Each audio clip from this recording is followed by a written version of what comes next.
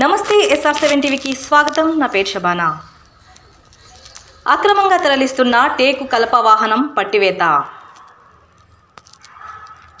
భద్రాద్రి కొత్తగూడెం జిల్లా పాల్వంచలో అక్రమంగా తరలిస్తున్న కలప వాహనాన్ని పట్టుకున్న ఫారెస్ట్ అధికారులు దుమ్ముగూడెం నుండి ఖమ్మం TS 04 UD 3745 నంబర్ గల మినీ వాహనానికి వెనుక నంబర్ ప్లేట్లు లేకుండా దాదాపు 3 లక్షల విలువైన టేకు, దాదాపు కలప టేకు మంచం అక్రమంగా తరలిస్తూ ఉండడంతో పాల్వంచలో ఫారెస్ట్ అధికారులు అనుమానం వచ్చి వాహనాన్ని తనిఖీ చేయగా అక్రమ కలప బయటపడింది. దీంతో ఫారెస్ట్ అధికారులు పాల్వంచ కలపండి తరలించి కేసు నమోదు చేశారు. మరో టాటా మ్యాజిక్ వాహనంలో టేకు కలప తరలిస్తుండగా ఫారెస్ట్ అధికారులు అనుమానంతో డిపోకు తరలించి విచారిస్తున్నారు.